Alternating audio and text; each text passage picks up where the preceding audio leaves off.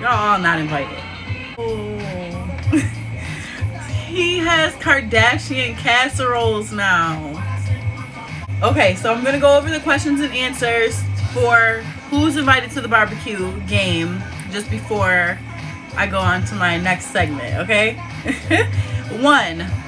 Where is the Fresh Prince born? Answer: West Philadelphia. 2. What food do you never talk bad about at the cookout? The mac and cheese. Don't ever talk bad about the mac and cheese because that's just setting yourself up for failure. Number 3. If the food will be ready at 12 p.m., what time should you show up? The answer: at least 3 p.m. At least 3 p.m. Number 4. Who loves orange soda? The answer: Kel loves orange soda. Number 5. After you stop and drop, what should you do next? A. Roll. B. Put your hands up. C. Shut them down, open up shop. D. Hand over your license and registration. The answer: C. Shut them down, open up shop. Number 6. What do you do when you first enter a black home? Answer: greet everybody. Another answer that will be accepted is take off your shoes. 7. You ask your mom for McDonald's. What? What is her response? The answer is: do you have McDonald's money? Or we got food at home. 8. What song will most play at a black barbecue? A. Electric Slide. B. Teach Me How to Dougie. C. Walk It Out. Or D. Cupid Shuffle. The answer is Electric Slide. A. Okay. Who eats first at the cookout? A. Adults. B. Kids. C. Whoever gets there first. D. The cook. Answer: kids eat first. B. The kids eat first. And number 10. What celebs might you see at the cookout? A. Kanye West. B. Raven Simone. D. C. Will and Jada. Or D. R. Kelly. None of them are invited except for Will and Jada. Now that we know who is and is not invited to the barbecue, we can move on. Interracial relationships. I'm the product of an interracial relationship. You don't really understand somebody else's culture or how they do things or their background until you've kind of like been around it, you know, and really submerged yourself in it. Not everybody is going to be in one, but I definitely think that it's a good thing, and I think it opens up a lot of people's eyes to what the other culture is like. Like when my parents were dating and around that time and before that, you got like pretty much like disowned for dating outside your race. And now you see a lot of interracial relationships. I think one of the first things people should do if they're entering an interracial relationship is to stereotype versus facts. You gotta make sure they don't say nothing crazy. That's why you gotta get all them crazy questions out the way first. There's going to be a conversation had to the family and to the dates prior to the the meeting of the family.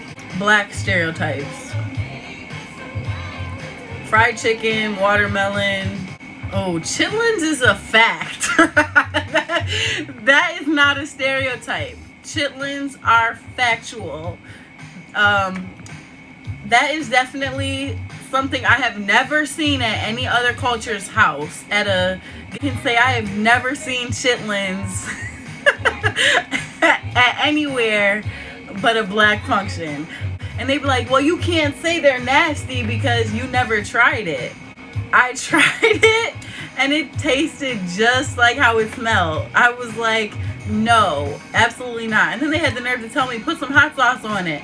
And I was like, no, I literally threw up. I threw up.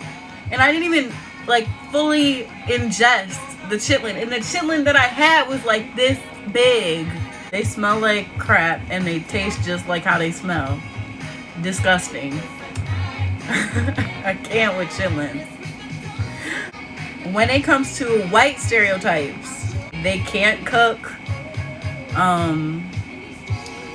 Yeah. It's not that they can't cook. I feel like black people just cook different.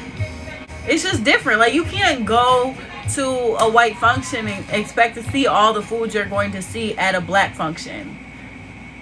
You're not gonna see chitlins at a white function. It's just not gonna happen. And you might not even see sweet potato pie on Thanksgiving at a white function. You're gonna see pumpkin pie, green bean casserole.